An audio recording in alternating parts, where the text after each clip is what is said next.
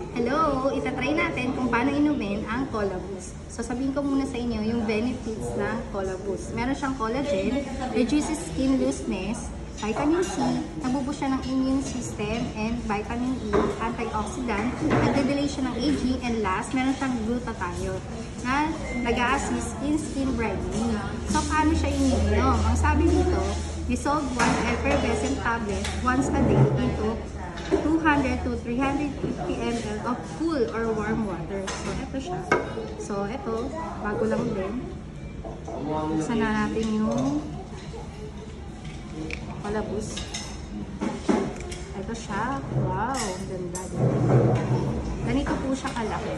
Yung kanyang isang tablet. So, yun, lalagay po natin siya dito. Antayin natin siyang matunaw, mag-dissolve. And after nyan, pwede natin siyang inumin. So, yan.